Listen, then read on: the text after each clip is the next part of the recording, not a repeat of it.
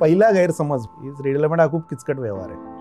माझ्यामध्ये रिडेव्हलपमेंट हा खूप सिंपल व्यवहार आहे. पण तुम्ही पहिलेच व्यक्ती असे बघतोय की जे म्हणतात की 4 टप्प्यामध्ये प्रोसेस इतकी सोपी प्रोसेस आहे. कारण जे रिडेव्हलपमेंट मध्ये आहेत ऑलरेडी ते सगळे म्हणतात की खूप लेंदी प्रोसेस. ते लेंदी करायचे की नाही करायचं हे आपल्या हातात आहे. असं होतं पण की इमारत सुरू केली काम करायला आणि अर्ध्यातच राहून गेली आणि घर मिळालंच नाही. ज्या सोसायटी आणि ज्या अपार्टमेंटला कन्व्हेन्स नाहीये त्यांनी रिडेव्हलपमेंटचा विचार पण करू नये. फिजिबिलिटीचा अर्थ मला काय कळलेला आहे मी सांगतो. तर आता जे एक मार्केटमध्ये चाललंय की अरे माहिती आहे का, मला 50% मिळालं, मला 100% मिळालं, मला 80% मिळालं, हा टक्के कमी होईल नॅचरली.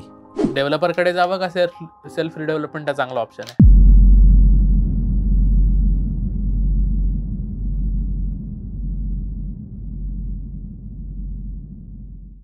मंडळी नमस्कार. वैचारिक किड्याच्या वैचारिक गप्पांमध्ये तुमचं पुन्हा एकदा स्वागत आहे. रिडेव्हलपमेंट हा शब्द कोणासाठीच आता नवीन राहिलेला नाही. इमारत जुनी होते, ती पाडली जाते, आधीपेक्षा जास्त मोठा फ्लॅट लोकांना तिथे मिळतो आणि फ्लॅटची संख्या पण वाढते. असं आपल्याला रिडेव्हलपमेंट या शब्दाचा ढोबळमानाने माहीत असणारा अर्थ आहे. तर त्याच क्षेत्रातले एक्सपर्ट आज आपल्याशी गप्पा मारायला आलेत. CA लक्ष्मीनारायणन सर खूप खूप स्वागत आहे तुमचं. सरांची ड्रीम्स रिडेव्हलप नावाची एक कंपनी आहे की जी सोसायटीजना किंवा सोसायटीच्या मेंबर्सना पण प्रत्यक्ष मदत करते या सगळ्या प्रोसेसला समजून घेण्यासाठी. तर बघूया आज काय काय सरांकडून गमतीशीर किस्से आणि त्यातनं टेक्निकॅलिटीज आपल्याला समजायला मिळत आहेत.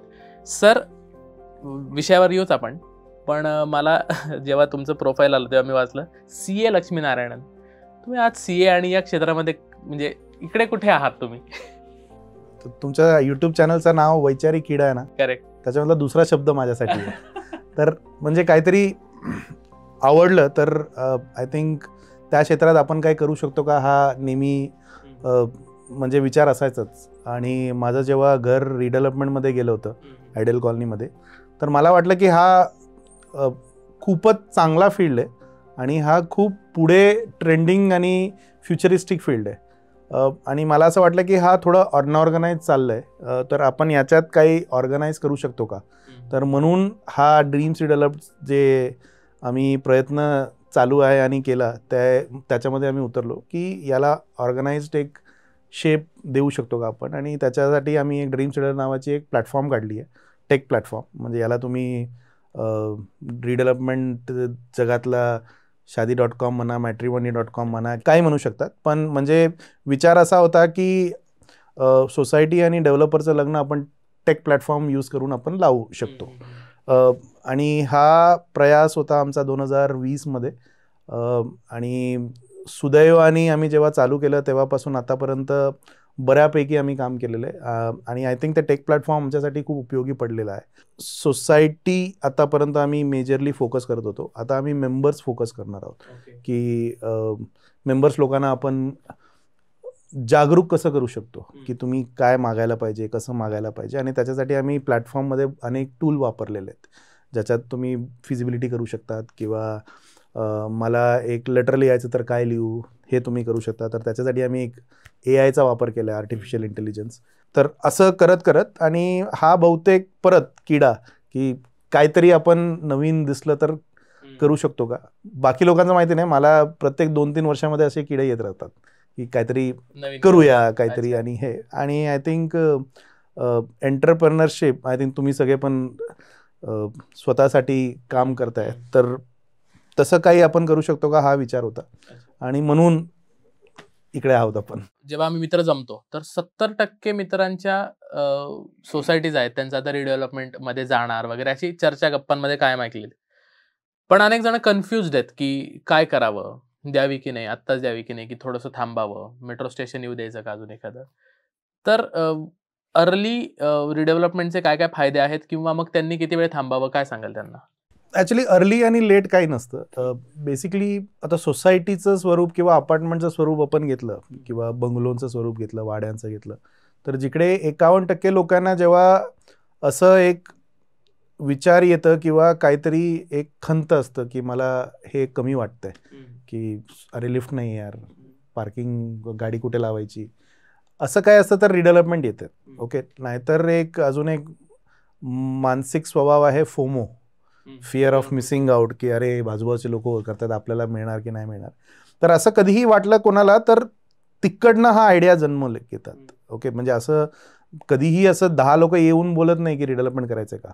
कुठल्या तरी 1-2 लोकांच्या मनात येतं की अरे खूप त्रास होतोय, 3rd फ्लोअरला राहतोय आपण, तर तिकडनं हे सुरुवात होते. तर अर्ली आणि लेट असं काही नाही आहे. सेकंडली आय थिंक आत्तापर्यंत जे रिडेव्हलपमेंट आत्ता चालू आहे 2024, आता 2025, 2026, हे सगळे रिडेव्हलपमेंट ते होत आहेत जिकडे ना 1 FSI वापरला होता. ओके, तर 1 FSI म्हणजे काय की तेव्हा 10,000 स्क्वेअर फूटच्या प्लॉटमध्ये 10,000च बांधकाम झालं असेल, तर तिकडे वाढीव जागा पण जास्त मिळतो. आता आपण त्या फेजला लवकरच येणार आहोत पुण्यात तरी, जिकडे एक मध्ये ना 1.25 आणि 1.5चा वापर झाला असेल, जे 1990चे बिल्डिंग्स आता येतील कारण त्यांचं 25 वर्ष पूर्ण होतील, तिकडे ना पर्सेंटेज कमी व्हायला सुरुवात होईल. तर हा फेज आहे ना लवकर येणारच आहे. तर आता जे एक मार्केटमध्ये चाललंय की अरे माहिती आहे का, मला 50% मिळालं, मला 100% मिळालं, मला 80% मिळालं, हा टक्के कमी होईल नॅचरली. ओके, म्हणजे ज्याला 1.25 वापर आहे त्यांना ऑब्व्हियसली कमी मिळणार. तर म्हणून आय थिंक ते काय ना, मग लोक ट्रेंड समजतात त्याला. अरे तुम्हाला माहिती, आता बैसे आम्हाला खूप लोक विचारतात की आमच्या बाजूवाल्याला 50% मिळालं, आम्हाला मिळेल ना. 2 प्लॉट वेगळे असतात नेहमी, तर त्यांना 50 मिळेल, तुम्हाला 100ही मिळू शकतं, त्यांना 50 मिळेल, तुम्हाला 20ही मिळू शकतं. तर वापर, रोडचं साईज, प्लॉटचं शेप, स्क्वेअर आहे का, रेक्टँगल आहे का, असे भरपूर व्हेरिएबल्स आहेत त्याच्यात. तर माझ्या मते जेव्हा लोकांच्या मनात आलं की आपल्याला लाईफ अपग्रेड करायचं आहे, that is the right time. त्याच्यात अर्ली लेट असं आय डोंट थिंक म्हणजे त्याच्यात काही तसं फरक पडतो. तर माझ्या मते अर्ली लेट असं काही कॉन्सेप्ट नाही आहे. तुम्हाला वाटतंय की आता लाईफ अपग्रेड करायचं आहे, लिफ्ट पाहिजे, पार्किंग पाहिजे, बाजूला 2 बिल्डिंग मोठे उभे राहतील, आपल्याला छोटं होईल, आपल्याला वारा येणार नाही, ऊन येणार नाही, तर हे जेव्हा लोकांना वाटतं तेव्हा करून टाकायचं. याच्यात असं काही सायन्स नाही आहे याच्यात. तुम्ही खूप लोकांशी चर्चा होत असेल, तुम्ही वेगवेगळ्या लोकांना भेटत असाल रोज, तर काय कॉमन गैरसमज काय असतात लोकांचे? कारण प्रत्येकाला नियम वगैरे, कारण हे कागदपत्र वगैरे हा विषय आल्यानंतरच तिथे निम्मे लोक घाबरून जातात. तर कुठले कॉमन गैरसमज असतात रिडेव्हलपमेंट संदर्भात? पहिला गैरसमज माझ्या मते इज रिडेव्हलपमेंट हा खूप किचकट व्यवहार आहे. माझ्या मते रिडेव्हलपमेंट हा खूप सिम्पल व्यवहार आहे. अच्छा, तुम्ही रिडेव्हलपमेंटचा ठराव पास करा, फिजिबिलिटी करा, बिडिंग करा, जो डेव्हलपर चांगला येईल ते तुम्ही निवडा आणि तुम्ही करून घ्या. हा एवढाच सिम्पल आहे. फक्त तुम्हाला प्रत्येक मीटिंगला 14 दिवसाचं नोटीस द्यावं लागतं, लोकांना बोलवावं लागतं आणि हे होतं. तर रिडेव्हलपमेंट माझ्या मते, आणि विथ नो सरकासम, रिडेव्हलपमेंट हा खूप सिम्पल प्रोसेस आहे. तुम्हाला माहिती आहे की हे करायचं आहे. फॉर एक्झाम्पल हा आपलं लग्नासारखं सिम्पल प्रोसेस आहे. कॉलेज कर, चांगला नोकरी कर, घर घे, मुलगी मिळेल, लग्न कर, सुखी राज किंवा जे काही आहे राहा. ठीक आहे, हा तसा सिम्पल प्रोसेस आहे. माझ्या मते लोक याला कॉम्प्लिकेट करतात की मला जास्त मिळायला पाहिजे, मला सेक्रेटरी चेअरमन आवडत नाही, सेक्रेटरी चेअरमनला मेंबर आवडत नाही, वगैरे वगैरे जे आहे ना, हा कॉम्प्लिकेशन याला इंटरेस्टिंग बनवते. सेकंड गैरसमज, आय थिंक थोडंफार गैरसमज आहे प्रोसेसबद्दल, की म्हणजे काय करायचं, आता नेक्स्ट स्टेप काय करायचं, याचं प्रोसेस काही लोकांना माहिती नसतं. आणि खास करून ते बेचारे सेक्रेटरी चेअरमॅन किंवा कमिटी, ते लोक पण ते लॉयर किंवा आर्किटेक्ट असं नसतात, ते तिकडे राहतात आणि त्यांच्याकडे वेळ तर ते काम करतात. तर त्यांना पण कधी कधी प्रोसेस माहिती नसते की आता पुढचा स्टेप काय घ्यावं. तर तिकडे कोणी तज्ज्ञ त्यांनी पकडलं किंवा त्यांनी थोडासा अभ्यास केला, 4 जुलै 2019चा एक गाईडलाईन आहे, तर तिकडे त्यांना उत्तर मिळून जाईल की आता आपल्याला पुढे काय करायचं आहे. तिसरी गैरसमज अशी आहे की आपल्या एरियामध्ये कोणाला तरी 100% मिळालं तर मला पण 100%च मिळायला पाहिजे. हा ॲक्च्युली गैरसमज आहे. म्हणजे हा असं होत नाही.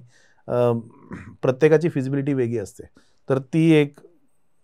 5वा गैरसमज आहे की माझ्याकडे पेपर नाही आहे, माझ्याकडे हे नाही आहे, ते नाही आहे, डेव्हलपर सगळं बघून घेईल. आय थिंक हा अजून एक मोठा गैरसमज आहे. तुमचे लिगल डॉक्युमेंट्स तुम्हाला क्लिअर करावं लागेल. म्हणजे तुमचं स्टॅम्प ड्युटी बाकी आहे, तुम्हाला भरावं लागेल, NA टॅक्स आहे तुम्हाला भरावं लागेल, प्रॉपर्टी टॅक्स आहे तुम्हाला भरावं लागेल, इलेक्ट्रिसिटीचं बिल तुम्हालाच भरावं लागेल. तर हा अजून एक आहे की नाही जे काही आहे ते सोपून द्या आणि तो आपला प्रॉब्लेम रिझॉल्व्ह करेल. तर आय थिंक असे छोटे गैरसमज आहे. पण मोठा गैरसमज आहे की रिडेव्हलपमेंट किचकट व्यवहार आहे. हा आय थिंक माझ्यासाठी मला वाटतं की सगळ्यात मोठा गैरसमज आहे. कसं ओळखावं की आता आपली इमारत रिडेव्हलपमेंटला आलेली आहे, म्हणजे त्याचे काय फॅक्टर्स असतात ओळखण्याचे, किंवा कुठल्या सोसायटीज असतात की त्यांनी लगेच विचार केला पाहिजे आता रिडेव्हलपमेंटचा? याच्यात आता एक स्ट्रक्चरल ऑडिट नावाचं एक गोष्ट असतं, तर जिकडे आपण त्याला डेफिनेशन देतो डिलॅपिडेटेड बिल्डिंग, म्हणजे ते बिल्डिंग पडायला आली आहे. फ्रँकली स्पीकिंग तेव्हापर्यंत थांबायचंच नाही, कारण पडणारे बिल्डिंगला पर्सेंटेज जास्त मिळणार नाही, कारण डेव्हलपर बोलेल जरा ते पडू दे मग मी बांधून देतो. तर ॲक्च्युली म्हणजे हे कसं माहिती आहे का, मला कार विकायचं आहे, तुम्ही बोलणार की कारचं इंजिन फेल होऊन जाऊ दे, ब्रेक फेल होऊन दे, त्याच्यानंतर मी विकेन, तर कार कोणी घेणार नाही आहे. ओके, पण कार माझं चालत असताना मी जेव्हा विकतो तर मला जेवढ्यात घेतलं त्याचं काहीतरी 25% तरी मला मिळेल. तर हा सिच्युएशन रिडेव्हलपमेंटचा आहे. तर बेसिकली त्या सिच्युएशनला जाऊ नये. पण ओळखायचं कसं, अगेन जे मी पहिले सांगितलं होतं, जेव्हा 51% लोकांना वाटतं की यार आपण रिडेव्हलपमेंट करूया, I think that is the start. तर लोकांनी ओळखायचं असतं की अरे आता आपण रिडेव्हलपमेंटला गेलो तर आपल्याला अपग्रेड मिळेल. I think the right word is a good upgrade, की आम्ही जसं राहिलो तसं ठीक आहे, मुलांना चांगलं लाईफस्टाईल मिळू द्या. तर हा आय थिंक ओळखायचं काही फॅक्टर्स आहे माझ्या मते. अजून काय काय कारणं असू शकतात विच इज इंडिव्हिज्युअल. बेसिक लेवलला जेव्हा रिडेव्हलपमेंटची चर्चा सुरू असते की आता आपल्याला करायची बरं रिडेव्हलपमेंट, तर तेव्हापासूनच फ्लॅट ओनर्सनी कुठल्या कुठल्या कागदपत्र किंवा फॉर्मॅलिटीज पूर्ण करून ठेवल्या पाहिजे आधीच, कारण सोसायटी करेल तेव्हा करेल, पण त्यांनी तयारीत राहिलं पाहिजे. अच्छा, आपण जेव्हा म्हणतो ना सोसायटी आणि अपार्टमेंटनी तयारी करायचं आहे, म्हणजे मेंबरनी तयारी करायचं आहे. सोसायटी ऑटोमॅटिकली तयार होत नाही, कारण society is a group of people. Correct. जेव्हा पीपल तयार होत नाही तेव्हा ग्रुप तयार होऊ शकत नाही. ओके, आणि ते ग्रुप सोसायटी म्हटलं तर माणूस नसतो, ती एक लिगल एंटिटी आहे फक्त. तर ती एंटिटी स्वतःहून काय करू शकत नाही, तिकडच्या माणसांना करावं लागतं. ओके, ते कमिटी असतात, सेक्रेटरी असतात, चेअरमॅन असतात. तर पहिली जबाबदारी ॲक्च्युली मेंबर्सची आहे. तर बेसिकली माझ्याकडे माझं स्वतःचं घराचं खरेदी खत आहे का हे बघणं आय थिंक खूप गरजेचं आहे. त्याच्यावरती माझं नाव आहे का. आता माझं नाव म्हणजे काय, जर आई वडिलांनी फ्लॅट घेतलंय तर आई वडिलांचं नाव असेल, ते आहेत. तर जर आई वडीलमध्ये एक जण कोणीतरी हयातीत नाही आहे तर जो मुलगा राहतोय मुलगी राहतोय त्याच्या नावावरती फ्लॅट गेलंय का, हा बघून घेणं गरजेचं आहे. म्हणजे याला आपण सूची क्रमांक 2 किंवा इंडेक्स 2 बोलतो. इंडेक्स 2 मध्ये माझं नाव आहे का हे बघून घ्या. तुम्ही आतापर्यंत सगळं टॅक्स वगैरे भरलंय का ते बघून घ्या. त्याच्यानंतर स्टॅम्प ड्युटी त्या काही भरलंय की नाही हे बघून घ्या. जर त्या काही भरलं नाही आहे तर ॲम्नेस्टी स्कीम झाली होती मध्ये, आत्ता पण एक झाली होती, त्याच्यात भरलंय का तर भरून घ्या. तर आय थिंक ते एक क्लॅरिटी ठेवणं खूप गरजेचं आहे.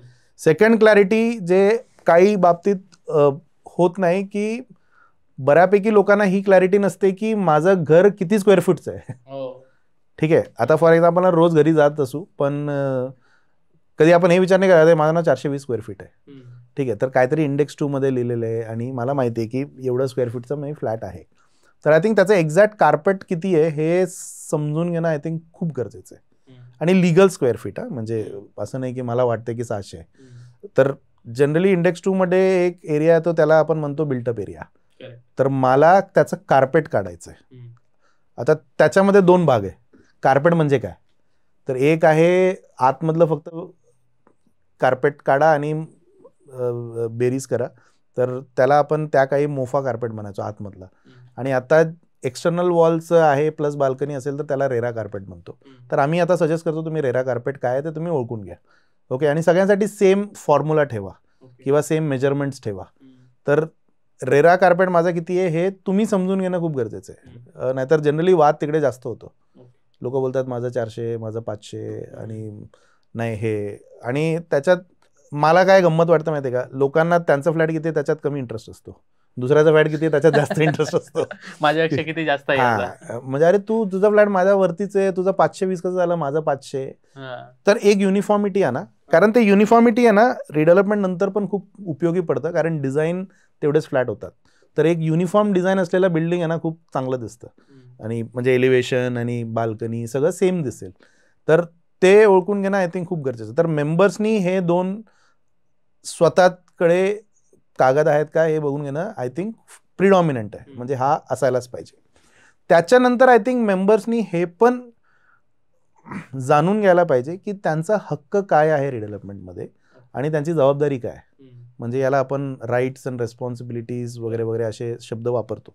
तर माझा हक्क काय, मी काय मागू शकतो, मी काय ॲग्रीमेंटमध्ये लिहावं, माझं प्रोटेक्शन कधी होणार आहे, हे समजून घेणं आय थिंक जास्त गरजेचं आहे.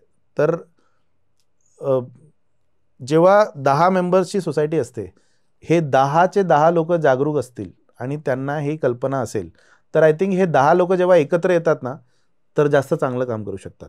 पण एकाला काहीतरी वेगळं माहिती असेल, दुसऱ्याला काहीतरी वेगळं माहिती असेल, तर आय थिंक ते 10 लोक जेव्हा एकत्र येतात तेव्हा गडबड जास्त होते. तर एक म्हणजे असे भरपूर पुस्तकमध्ये एक इंग्लिश लाईन आहे की the sum of the whole is higher than the individual themself. म्हणजे 10 एकत्र आले तर त्याची पॉवर जास्त असते आणि 10 इंडिव्हिज्युअल गेले तर पॉवर कमी होते. म्हणजे आणि हा तथ्य आहे कोऑपरेटिव्ह मुवमेंटचा. कोऑपरेटिव्ह मुवमेंट काय आहे की तुम्ही एकत्र आले तर यू कॅन नेगोशिएट वेल. तर हा सगळ्यांनी एकसारखं जागरूकता ठेवावी, एकसारखं वाचन ठेवावं आणि एकसारखं रेग्युलेशनची समज ठेवावी आणि मग तुम्ही एकत्र आलात तर आय थिंक सगळ्यांचं भलं होईल. पण जेव्हा लोक बोलतात की नाही माझं भलं हो, बाकी नाऊचं काय ते नाही, तर तिकडे थोडीशी गडबड होण्याची चान्सेस जास्त आहेत. पण हे झालं इंडिव्हिज्युअलचं. आणि सोसायटी म्हणून काय तयारी असली पाहिजे, कागदपत्रांची म्हणा किंवा? हा सेम स्टेप वरती जातो. सोसायटीचं जमीन आहे का, म्हणजे त्याला आपण नाव ठेवतो कन्व्हेन्स. त्याचं नाव आहे कन्व्हेन्स. कन्व्हेन्स म्हणजे बेसिकली जमिनीचं खरेदी खत. बरोबर.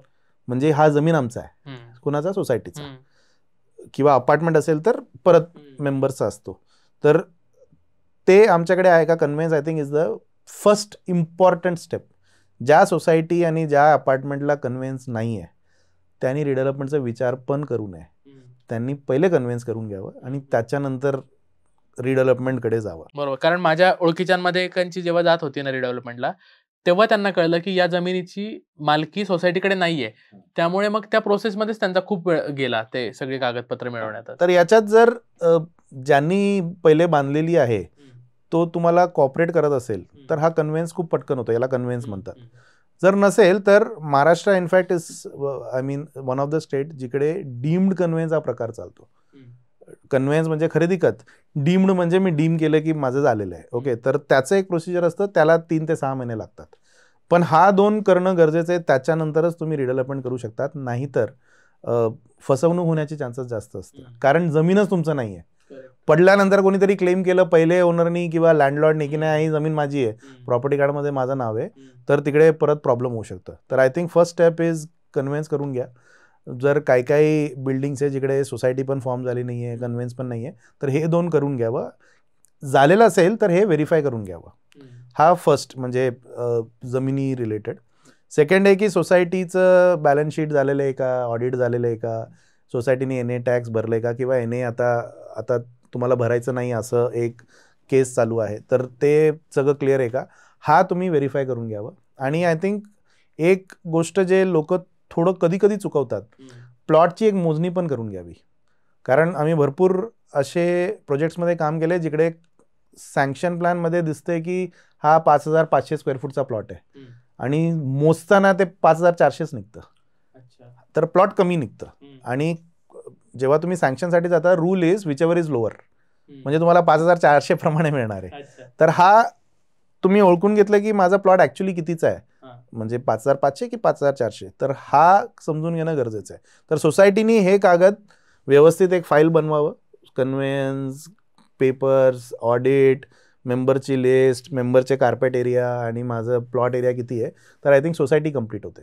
तर हे 2 जेव्हा कंप्लीट असतात ना, तर आय थिंक रिडेव्हलपमेंट पटकन होऊन जातं. मग रिडेव्हलपमेंट खूपच सोपा प्रोसेस आहे. फ्रँकली स्पीकिंग, आपण जर इकडे आता या स्टुडिओमध्ये आपण 5 लोक आहेत, आपण उद्या ठरवलं आपण एका सोसायटीमध्ये राहतोय, सगळं आपलं व्यवस्थित आहे, उद्या एका डेव्हलपरला भेटूया, त्याला सांगूया तू आम्हाला ऑफर दे आणि तू 2 महिन्यांनी काम चालू कर, possible, very much possible. Okay, परत हा लग्न होण्यासारखा आहे, मुलगी आणि मिया बीवी राजी तो क्या करेगा काजी, मला तू पसंत आहे, तुम्हाला पसंत आहे, राहू शकू, ओके, संपवा, लग्न करा आणि पुढे जा. तर हेच क्लॅरिटी असेल, होमवर्क आपलं झालं असेल आणि डॉक्युमेंट्स क्लिअर असेल, तर रिडेव्हलपमेंट हा आय थिंक सगळ्यात सिम्पल प्रोसेस आहे. त्याला कॉम्प्लिकेशन एकच येईल वेन इंडिव्हिज्युअल ॲस्पिरेशन्स कम, मला काहीतरी पाहिजे, मला हे पाहिजे वगैरे, तर तिकडे थोडेसे गोंधळ होण्याची शक्यता आहे. समजा 500 स्क्वेअर फीटचा माझा फ्लॅट आहे, तर रिडेव्हलपमेंट झाल्यानंतर मला किती मिळणार हे कसं ठरतं, ते गणित काय? तर याला आपण म्हणतो फिजिबिलिटी रिपोर्ट. ओके, तर फिजिबिलिटी रिपोर्ट बेसिकली फिजिबिलिटी म्हणजे फिजिबिलिटीचा अर्थ मला काय कळलेला आहे मी सांगतो, की एका प्लॉटवर जो 12 मीटरच्या रस्त्यावरती आहे किंवा 18 मीटरच्या रस्त्यावरती आहे, त्याच्यानंतर तो मेट्रोमध्ये आहे की नाही आहे, TOD झोन म्हणतो आपण एक कॅल्क्युलेशनकडे येतो आणि हे कॅल्क्युलेशन थोडंसं 5% इकडे तिकडे होऊ शकतं, की इकडे आपण एवढं कन्स्ट्रक्शन करू शकतो. ठीक आहे, हा एक आकडा मॅथमॅटिकल आकडा आहे. ओके, मॅथमॅटिकल आकडा कोणीही करू शकतं, मीही करू शकतो, तुम्हीही करू शकता. ह्या मॅथमॅटिकल आकड्याला अर्थ आर्किटेक्ट देतो. म्हणजे मी आज 10,000 स्क्वेअर फूटचा माझा प्लॉट आहे. ओके, तो 12 मीटर रोडला आहे, 18 मीटर रोडला आहे, तर इकडे माझं टोटल मी बांधू शकतो 40,000 square foot for example. Okay, 40,000 square foot मी तिकडे बांधू शकतो की नाही, हे फक्त एकच प्रोफेशन आहे जे याला बोलू शकते की तुम्ही वापरू शकतात. आणि 40 होईल, 32 होईल, 35 होईल, हे सांगण्याचं काम आर्किटेक्टचं आहे. आणि हा आर्किटेक्ट प्रॅक्टिसिंग आर्किटेक्ट असावा, हे माझं खूप ठाम मत आहे. आता रिडेव्हलपमेंट शब्द ऐकला तरी त्या सोसायटीतल्या मेंबरला लगेच नवीन फ्लॅट दिसायलाच लागतो डोळ्यासमोर. अशा वेळी मग डेव्हलपरची एंट्री होते आणि डेव्हलपर अनुभवी असतो, त्यांनी कामं केलेली असतात आधी आणि यांना नवीन असतं सगळं. तर त्यांना माहिती नसण्याचा डेव्हलपर लोक गैरफायदा कसे घेतात? मला जर काही गोष्ट माहिती नसेल, याचा गैरफायदा म्हणण्यापेक्षा तुम्ही आणि मी एकाच गोष्टींबाबत निगोशिएट करत नाहीये. मला 190 पैकी मला 10 गोष्ट मला माहिती आहे आणि समोरच्या माणसाला 190 गोष्ट माहिती आहे. तर मी तुमच्याबरोबर कधी निगोशिएट करू शकणार नाही, कारण मी खूप सुपरफिशियल निगोशिएट करू शकतो. नाही मला ना पर्सेंटेज पाहिजे.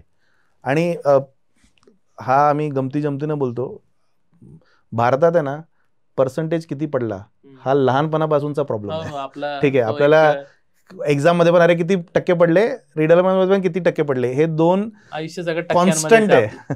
पण टक्के सगळे काय नसतात. फॉर एक्झाम्पल फायनान्स मध्ये आम्ही नेहमी सांगायचो return of investment is always important than return on investment.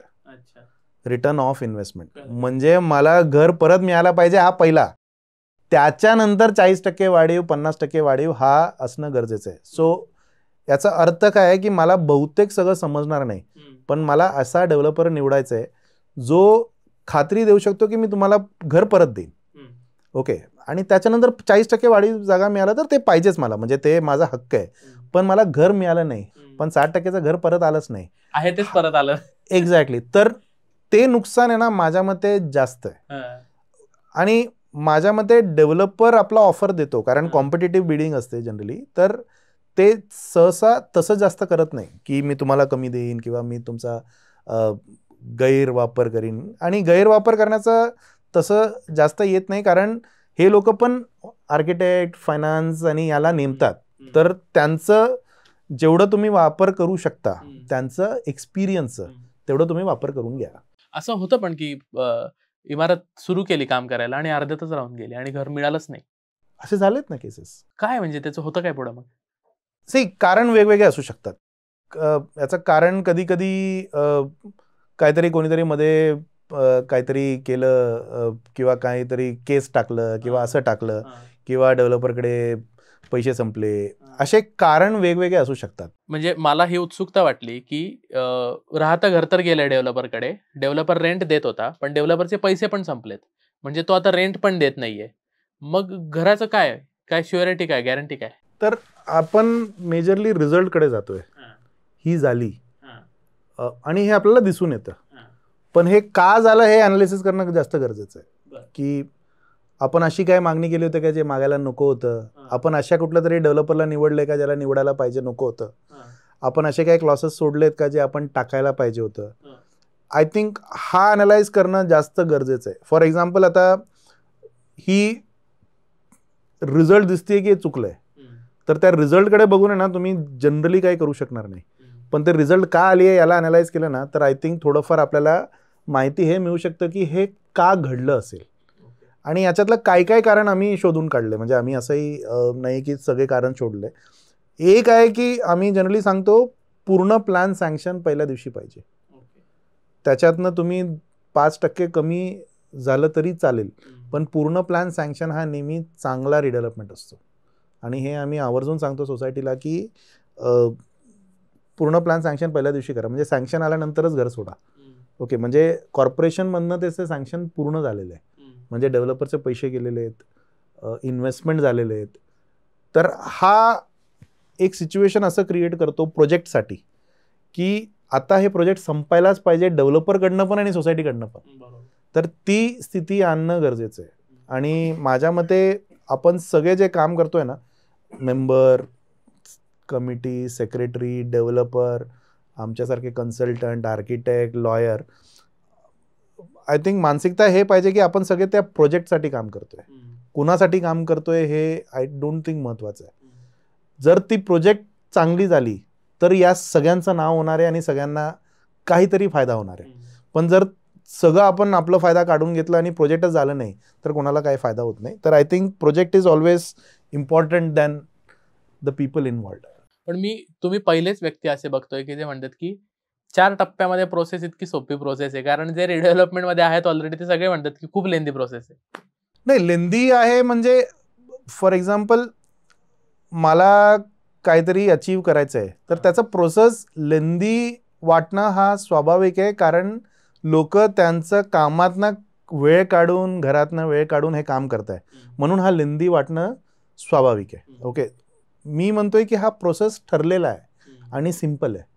Okay, ते लेंदी करायचे की नाही करायचं हे आपल्या हातात आहे. फॉर एक्झाम्पल आता लेंदी कधी होतो प्रोसेस, 10 लोक राहतात, मीटिंग बोलवलं तर 6 लोक येतच नाही, तर प्रोसेस लेंदी होणारच आहे, कारण ते 6 लोक जेव्हा येतील तेव्हा आपण मीटिंग करू. ओके, तर तसं आहे. फॉर एक्झाम्पल आपण 6 मित्र आहोत, आपण गोवाचा प्लॅन ठरवतो, 4 लोक नेहमी कॅन्सल करतात, मग आपलं गोवाचं प्लॅन लेंदी झालं. ठीक आहे, पण जर 6 लोक बोलले चला जाऊया आणि 6 लोक निघाले तर गोवाचा प्लॅन पटकन झालं. 2 महिन्यात 3 महिन्यामध्ये आपण बोलू शकतो की चला करा. तर आय थिंक हा सिम्पल उदाहरण आहे. लोकांना वाटतं अरे काय सिम्पल बोलतोय, पण माझ्या मते डेव्हलपमेंट तसंच आहे. माझ्या मते बऱ्यापैकी डेव्हलपर लोकांना चांगलं काम करायचं आहे. फ्रँकली आम्ही खूप कमी लोकांना बघितलं ज्यांना फसवायचं आहे म्हणून ते डेव्हलपर म्हणून करतायत. तर डेव्हलपर लोकांना चांगलं काम करायचं आहे, तर सोसायटीलाही चांगलं काम करायचं आहे. पण 1-2 कॅरेक्टर्स मध्ये येतात ना जे या सिच्युएशनला बिघडवून जातात. नाहीतर सोसायटी इज अ व्हेरी, म्हणजे विचार करा 10 लोक जे 60 वयाचे आहेत किंवा 70 वयाचे आहेत, त्यांचं इंटेलिजन्स, त्यांचं मॅच्युरिटी, त्यांनी ज्या काही घेतले ते काय कष्टाने घेतले, हे लोक एका बाजूला येतात.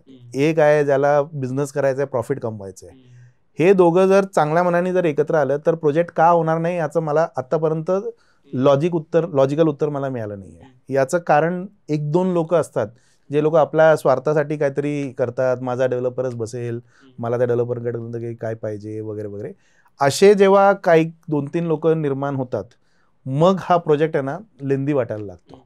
तर आता त्या 2 लोकांसाठी आपण काय करू शकत नाही अनफॉर्च्युनेटली, पण आपल्याला प्रोसेस करत जायचं आहे. तर हा कर्मण्येवाधिकार असते जे आहे ना तसंच आहे, तुम्ही करत जा करत जा करत जा, कधीतरी होईल.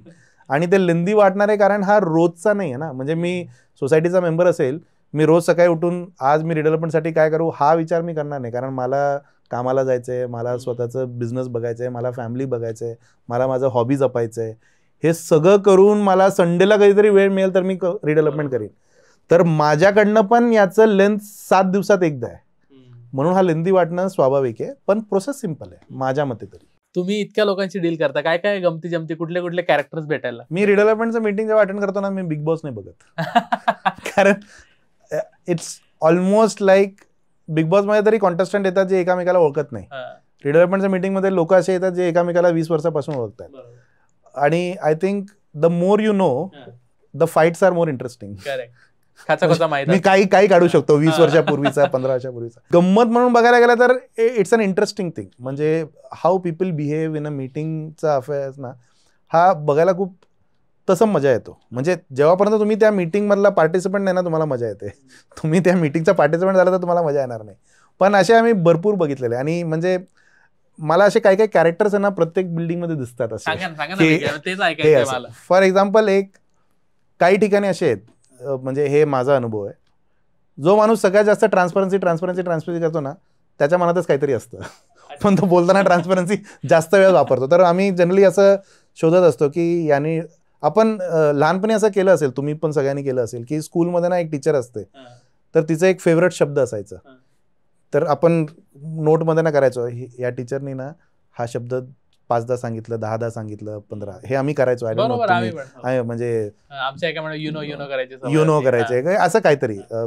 आमची एक मॅडम होती, ती आम्हाला बोलायची चुप बैठो नाही बोलायची, ती चुपके बैठो बोलायची. तर ते चुपके बैठो कितीदा आम्ही सगळ्यांनी मार्क करायचं आणि लेक्चर झाल्यानंतर आम्ही एकामेकाला होतो, मॅडमने ना 6दा सांगितलं, मग कोणते बोलणार नाही 7दा सांगितलं. तर तसं ना मी मेंटल नोट्स घेत असतो, या माणसाने ना 8दा ट्रान्सपरन्सी वापरली आहे, 10दा ट्रान्सपरन्सी वापरली आहे. आणि मग तोच जेव्हा तो बिहेव करतो ना, त्यांच्या पोझिशनमधनं त्यांना राग यायला पाहिजे, पण मला वाटतं अरे काय गमतीदार आहे ना, म्हणजे पोझिशनिंग तो तसं करतोय की मी ट्रान्सपरन्सी बोलेल म्हणजे मी. एक ज्यांना नकार द्यायचं असतं रिडेव्हलपमेंटला, आणि आय थिंक याच्यामध्ये आय एम 100% राईट, ज्यांना रिडेव्हलपमेंट नको असतं ते लोक जास्त अभ्यास करून येतात.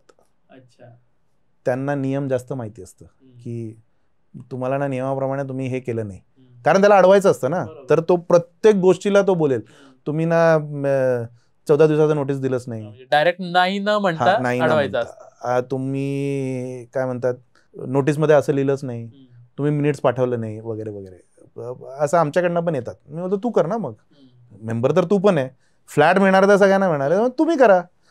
तर मग ते त्यांना करायचं नसतं, पण अडवणूक करणारे लोक will always be more aware about the law than the normal people.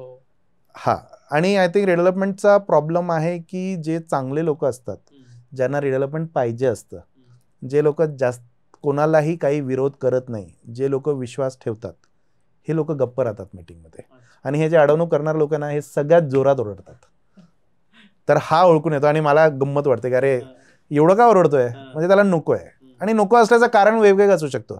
मी आता इंटिरियर केलंय, माझा खर्च जाणार, माझ्याकडे टेरेस आहे मला काय मिळणार, माझ्याकडे गार्डन आहे मला काय मिळणार. तर असे लोक, पण हे लोक हे कधीच सांगणार नाही मीटिंगमध्ये मला जास्त पाहिजे.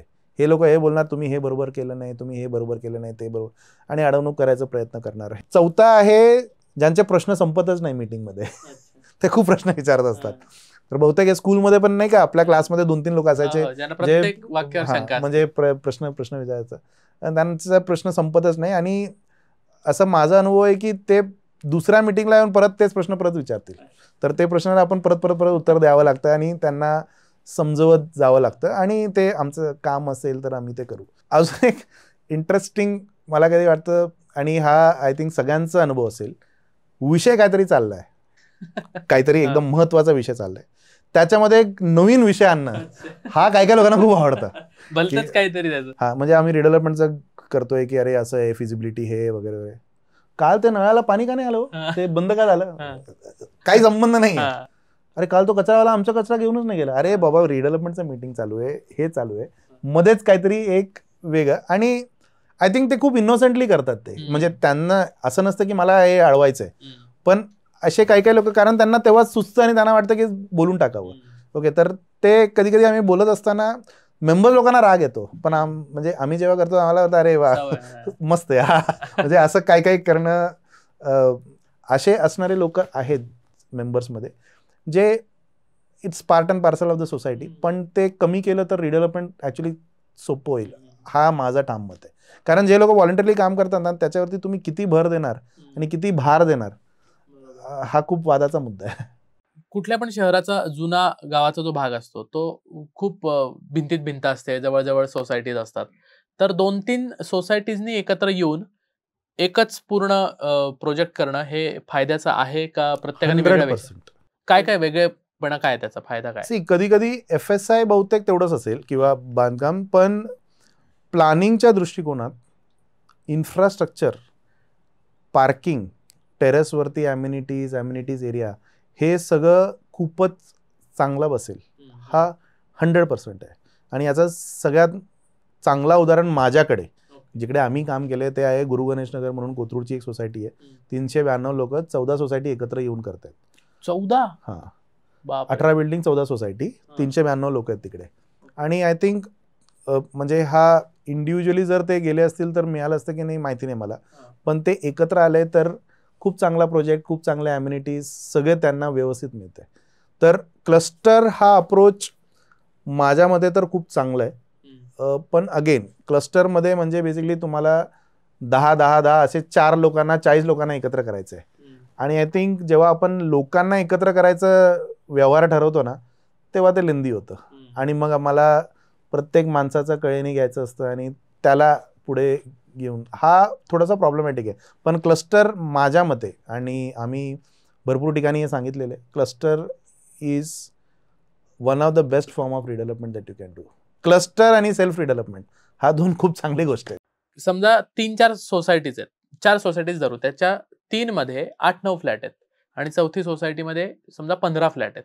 या सगळ्यांनी एकत्र येऊन काम करायचं ठरवलं आणि रिडेव्हलपमेंट करायचं ठरवलं.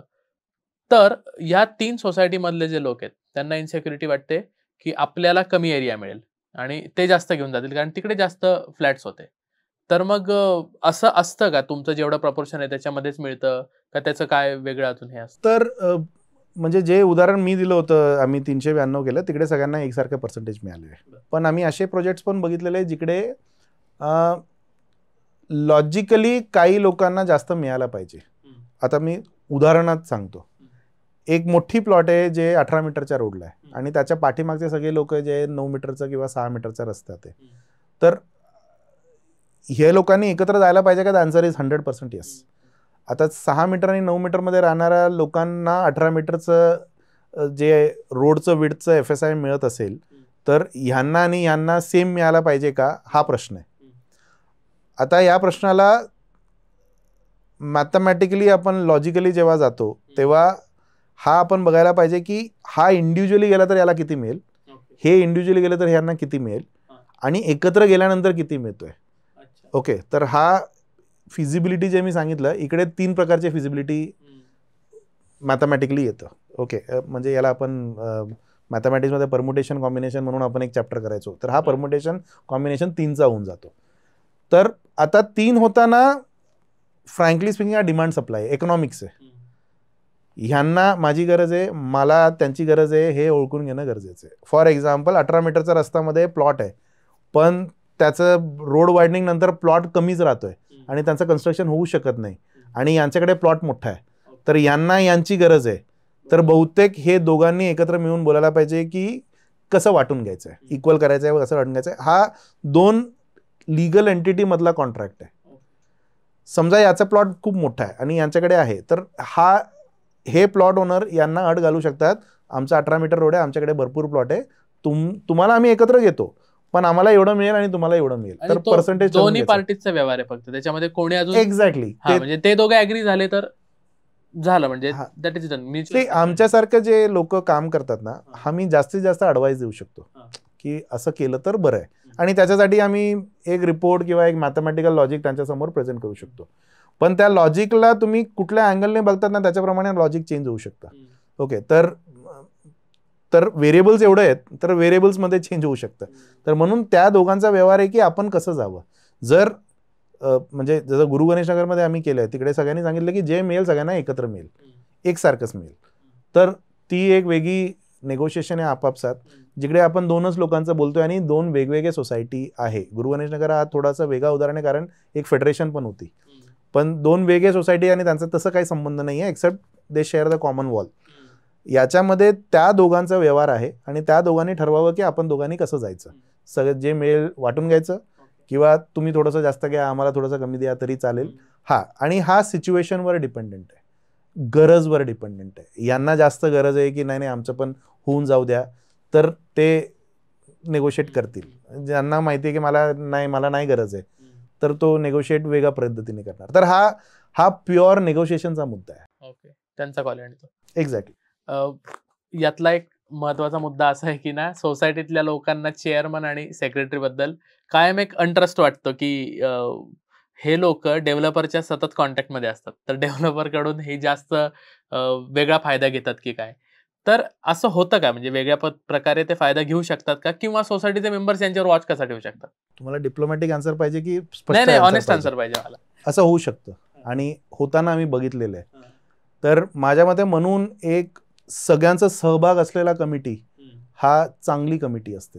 म्हणजे जिकडे लोक येऊन आता फॉर एक्झाम्पल तुम्ही जे शब्द वापरला की यांच्यावरती नजर कसं ठेवू शकतो, तर नजर ठेवायचं की नाही ठेवायचंय हा खूप वैयक्तिक मुद्दा आहे की ते सेक्रेटरी चेअरमॅन आजपर्यंत कसं वागलेत आणि ते कसं वागणार आणि त्यांच्याबद्दल लोकांना काय वाटतं त्याच्यावरती लोक विचार करतात नजर ठेवायचं की नाही ठेवायचं. म्हणून आम्ही काय म्हणतो की एक म्हणजे एक कमिटी असावी की हे करा. आता आपण जेव्हा कॉर्पोरेटमध्ये जातो आपण दोघं एकत्र काम करतोय, पण ज्या दिवशी तू माझा मॅनेजर झाला ना मला तू आवडत नाही कारण तू माझा बॉस आहे. अशातला प्रकार आहे सेक्रेटरी चेअरमॅन. ज्या दिवशी आपण दोघं एकत्र आहोत, आपण दोघं मेंबर आहोत, पण मी सेक्रेटरी चेअरमॅन झालो तर माझ्या बाबतीत काहीतरी वेगळं वाटू शकतं. बरोबर. आणि हा रेसिप्रोकेट होतो. ज्या दिवशी तू सेक्रेटरी चेअरमॅन झाला मला पण तेच वाटणार आहे. बरोबर. ठीक आहे, तर हा सायकल आहे. पण जेव्हा तुम्ही एकत्र येतात आणि इंटिग्रिटी आणि ट्रान्सपरन्सी ठेवता, I think that should be done on a face value. त्याच्यात तुम्ही म्हणजे याच्यात सायन्स नाही आहे.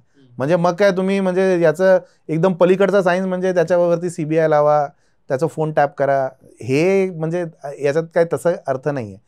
सो एक चांगली कमिटी, चांगली पारदर्शकताने जर तुम्ही चालवलात तर आय थिंक ते होतं का? The answer is yes.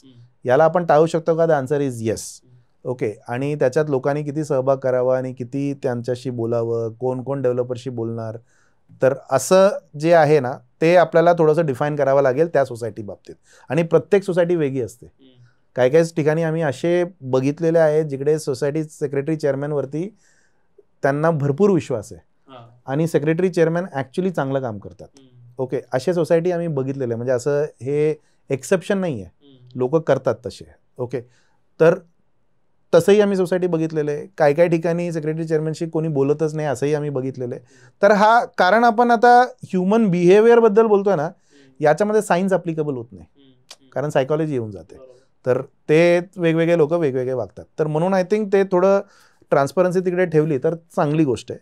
याच्यात आम्ही अजून एक प्रयत्न करतोय आणि आय थिंक हा चांगला प्रयत्न होऊ शकतं. आता प्रयत्न चालू आहे म्हणून इनफॅक्ट पुढच्या आठवड्यामध्ये त्याचं येईल. आम्ही अशा पद्धतीने पण काम केलेले एका आर्किटेक्ट, आणि पुण्याचे सगळ्यात नामवंत आर्किटेक्ट आहे विकास आचलकर सर म्हणून. आम्ही अख्खं प्लॅन डिझाईन करून घर देऊन फ्लॅट अलोकेशन कडून टेंडर काढून टाकलं. म्हणजे आता डेव्हलपर बरोबर तुम्हाला बोलायची सोयच नाही आहे. तुम्ही काय बोलणार डेव्हलपर्सशी जाऊन? तुम्ही काय बोलणार? मला जरा पर्सेंटेज वाढवा, माझं घर असं करा, मला पैसे एवढं द्या. ते सगळं ठरलेलं आहे पहिलेच आणि आपणच ठरवून टाकायचं की बाबा सगळ्यांना 60% मिळेल, सगळ्यांचं घर असं मिळेल, तुमचं फ्लॅट अलोकेशन आहे. कारण फ्लॅट अलोकेशन हा खूप किचकट मुद्दा आहे. ओके, मला फ्लॅट कुठला मिळेल, कुठल्या डायरेक्शनला मिळेल, कुठल्या फ्लोअरला मिळेल, हां, तर हे सगळं आपणच करून टाकायचं आणि टेंडर काढून टाकायचं. हे आमचा प्रयत्न आहे. बाय द वे हे प्रयत्न झालेले आहेत मार्केटमध्ये 2-3 ठिकाणी. तर हा बहुतेक तुमच्या प्रश्नाचं जे आय थिंक 50% उत्तर हा असू शकतो की सगळं ठरलेलंच आहे.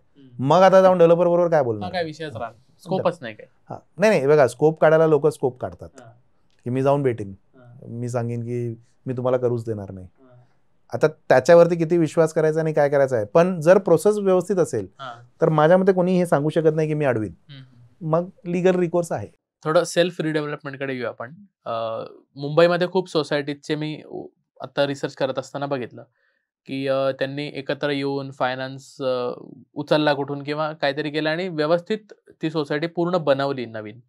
तर काय म्हणजे डेव्हलपरकडे जावं का सेल्फ रिडेव्हलपमेंट हा चांगला ऑप्शन? सेल्फ रिडेव्हलपमेंट हा I think one of the best methods of redevelopment आहे, इफ यू आस्क मी. म्हणजे माझं ठाम मत आहे की सेल्फ रिडेव्हलपमेंट हा खूप चांगला कॉन्सेप्ट आहे. पण याचा प्रश्नाचं उत्तर कसं आहे माहिती आहे का? नोकरी करणं बरोबर आहे की व्यवसाय करणं बरोबर आहे? हा खूपच इंडिव्हिज्युअलिस्टिक आहे. सेल्फ रिडेव्हलपमेंटमध्ये ना तुम्ही ॲक्च्युली थोडंफार व्यावसायिक होतात, कारण तुम्हाला बांधायचं आहे, विकायचं आहे आणि त्याच्यानंतर तुम्हाला तुमचं घर करायचं आहे. तर ज्या सोसायटीमध्ये मेजॉरिटी लोकांना तिकडची कळ आहे तर त्यांनी सेल्फ रिडेव्हलपमेंट 100% करावं. पण जिकडे लोकांना वाटतं की एकामेकावरती विश्वास नाही आणि आपल्याला कशाला एवढं ताण पाहिजे, कोणाला तरी देऊन टाकू आणि हे, तर त्यांनी डेव्हलपरकडे जावं. तर हा परत खूपच इंडिव्हिज्युअलिस्टिक मुद्दा आहे. आम्ही सेल्फ डेव्हलपमेंट ज्या लोकांनी, इनफॅक्ट आता पेठेत पण आम्ही एक ठिकाणी आम्ही आता काम करतोय जिकडे त्या लोकांनी सेल्फ डेव्हलपमेंटचा ठराव पास केला की आम्ही सेल्फ डेव्हलपमेंटच करू.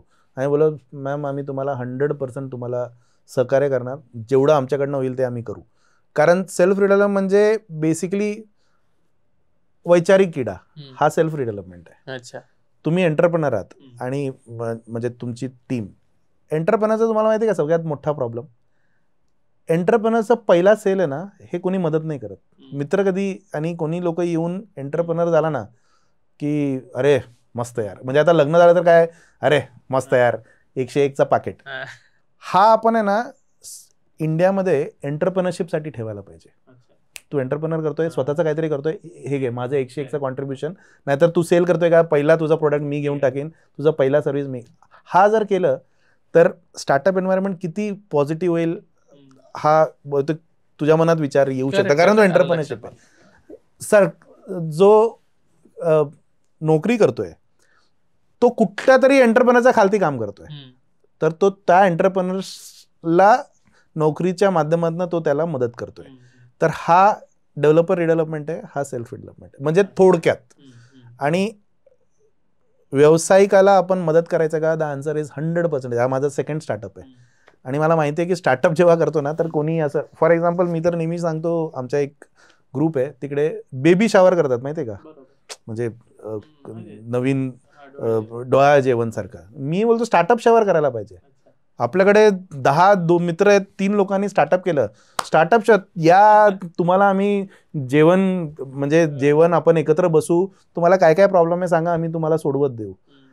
हा सेम कॉन्सेप्ट ना सेल्फ डेव्हलपमेंट शावरकडे जायला पाहिजे.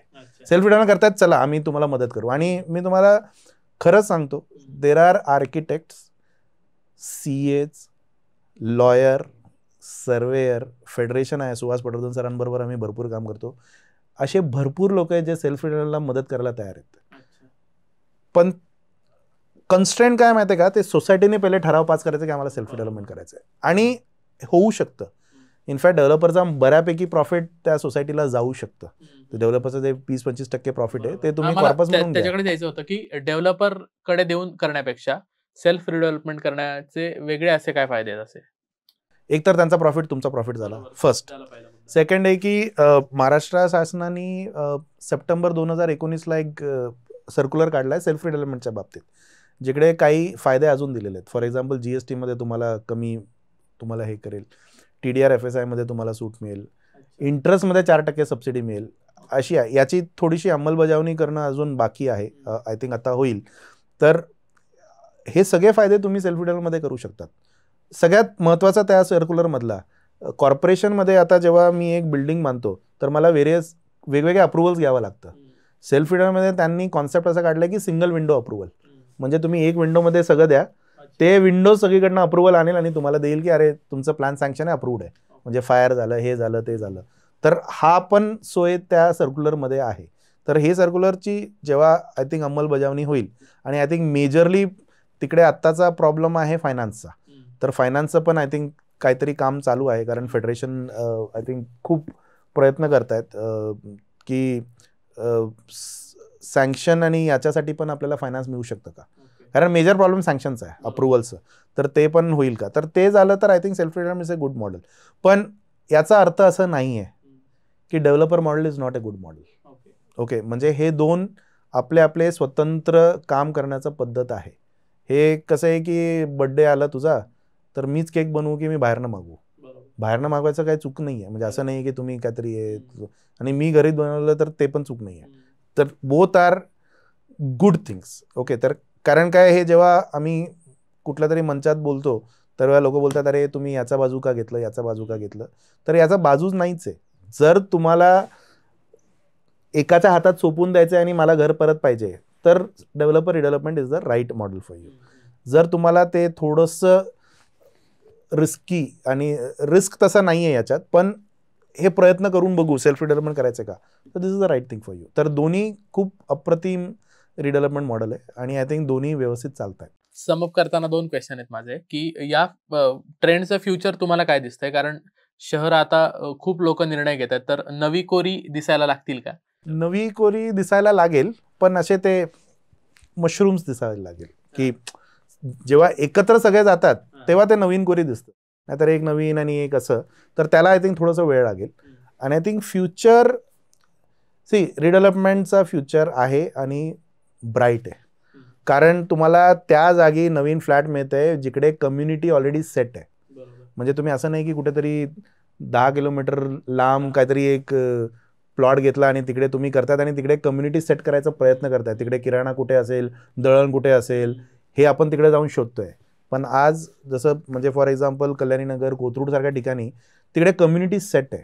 कम्युनिटी सेटचा अर्थ काय माहिती आहे का, तिकडचे लोक राहत आहेत आणि त्यांना जे काही पाहिजे ते आजूबाजूला अवेलेबल आहे. याचं माझं अर्थ एक म्हणजे तिकडे शाळा आहे, हॉस्पिटल आहे, मेडिकल स्टोअर आहे, किराणा आहे, दळण आहे, पेपरवाला येतो, हे. तर आपण आय थिंक हे विचार काही लोक करत नसतील.